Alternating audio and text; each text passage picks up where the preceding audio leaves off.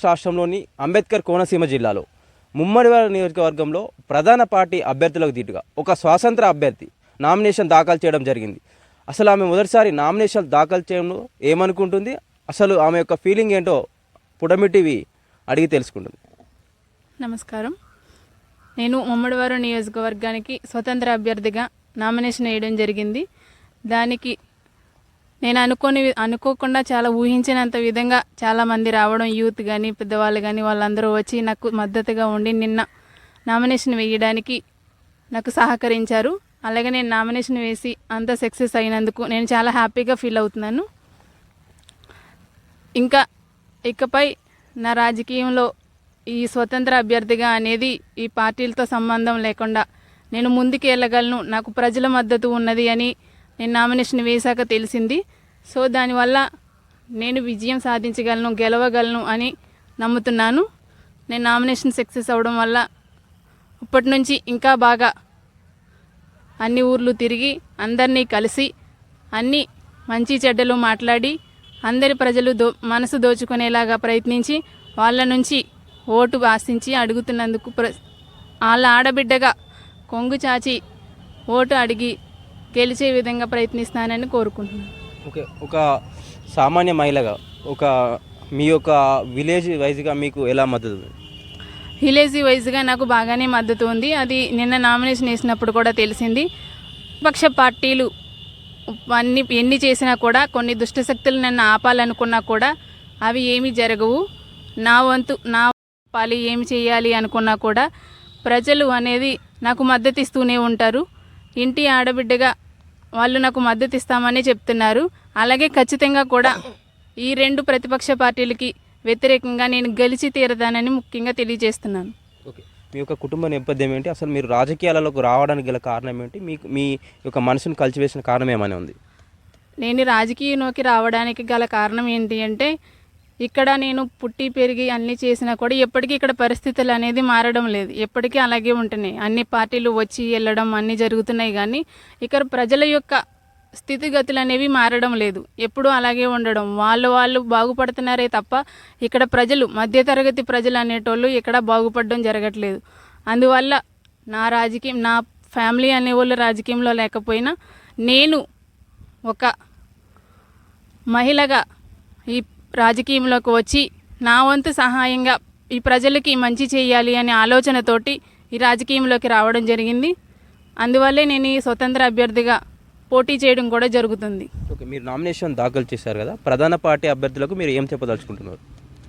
ప్రధాన పార్టీలకు నేను చెప్పాలనుకునేది ఒకటే, వాళ్ళు నన్ను ఎంతలా ఆపాలి అనుకున్నా సరే, వాళ్ళు ఎంతలా ఆపాలి అనుకుంటారో దానికి 1000 రెట్లు నేను ముందుకెళ్ళగలుగుతాను.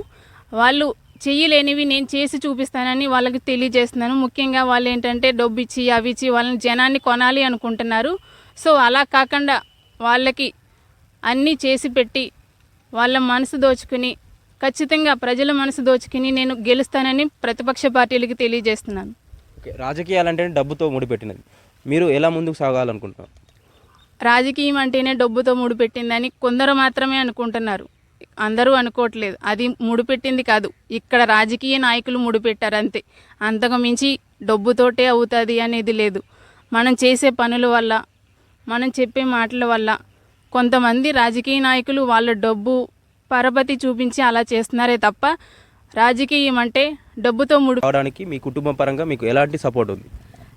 నా కుటుంబ పరంగా ఫస్ట్ నా హస్బెండ్, ఆయనకి నేను ఒక మాట చెప్పగానే ఇలా చేయాలి, ఇక్కడ పరిస్థితులు బాగోట్లేదు అనే ఒక ఆలోచన నా మైండ్లోకి వచ్చింది.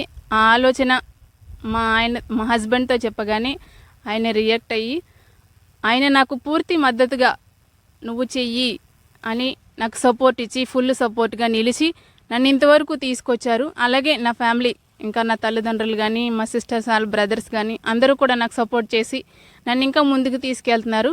వాళ్ళ సపోర్టు అలాగే ప్రజల సపోర్టుతో నేను గెలవగలను తప్పకుండా.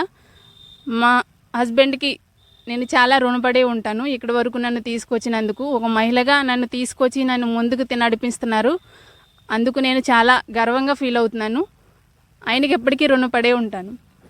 ఒక మహిళగా మీ భార్యను మీ రాజకీయాల్లో తీసుకురావడానికి గల కారణం ఏంటి? మీరు ఈ మద్దతు ఇంత ఆదరణ ఉండడానికి గల కారణం ఏంటి? ఫస్ట్ ఆఫ్ ఆల్ పుడమి టీంకి నమస్కారం. ఫస్ట్ ఆఫ్ ఆల్ నాకు రాజకీయానికి ఎందుకు ఇంట్రెస్ట్ అంటే, మేము చిన్నప్పుడు ఈ ప్రాంతంలో బాగా తిరిగేది. అంటే అమ్మమ్మ వాళ్ళ ఇంటికి వచ్చి ఇక్కడ అప్పుడు మాకు అనిపించేది ఏంటంటే చాలా నీట్గా ఉండి పచ్చని పొలాలు, ప్రతి ఇంట్లో కూడా అన్నీ వలసదారులు వీళ్ళందరూ ఎక్కడికి పోకన్నా ఇక్కడే కష్టపడి పనిచేసి అందరూ ఒకే కుటుంబంగా బతికేది. కానీ ఈ 10 సంవత్సరాల్లో చాలా డిఫరెన్స్ వచ్చింది. అంటే తల్లిదండ్రులని ఇక్కడ వదిలేసి పిల్లలో చోట, కూతుర్లో చోట, కొడుకులో చోట ఇట్లాంటివన్నీ చూసి నాకు కొద్దిగా బాధ అనిపించి ఆమె అడిగినప్పుడు సరే ముమ్మడివరం లాంటి ఈ ప్రాంతంలో ఒక ప్రజలు చాలా తెలివైన వాళ్ళు, మెచ్యూర్డ్గా ఆలోచించి ఎవరిని గెలిపియాలి, ఎవరిని ఓడియాలి అనేది ప్రజలకు చాలా స్పష్టంగా తెలుసు. అలాగే ఈ ప్రాంతానికి ఒక చరిత్ర ఉంది. ఇండిపెండెంట్గా నిలబడిన ఒక మహిళని భారీ మెజారిటీతో గెలిపించారు ఈ ప్రాంతంలో. ఆ తర్వాత మళ్ళీ మహిళ అనేవారు ఎవరు కూడా ఇక్కడ పోటీ చేయలేదు. దానికి కారణంగా నాకు సంపూర్ణమైన ఫుల్గా నమ్మకం ఉంది. ఇప్పుడు మళ్ళీ ఆల్మోస్ట్ 40 years అయిపోతుంది ఒక మహిళ ఎమ్మెల్యేగా కంటెంట్ చేసి. సో ఇప్పుడు ఎప్పుడైతే ఇండిపెండెంట్గా రేవతి చేస్తానందో సరే చేయండి, నా మద్దతు నేను సపోర్టు మీకు చేస్తానని చెప్పాను. దాని ప్రకారంగా నాకు 100% నమ్మకం ఉంది. ఇక్కడ టీడీపీని, వైసీపీ అభ్యర్థుల్ని ఓడించి తను విజయం ఇక్కడ గెలుస్తుంది అని నేను మనస్ఫూర్తిగా చెప్పగలుగుతాను. ఓకే, 45 సంవత్సరాల క్రితం ఒక ఇండిపెండెంట్ అభ్యర్థి ఇక్కడ గెలిచిందని మనకు చరిత్ర చెప్తుంది.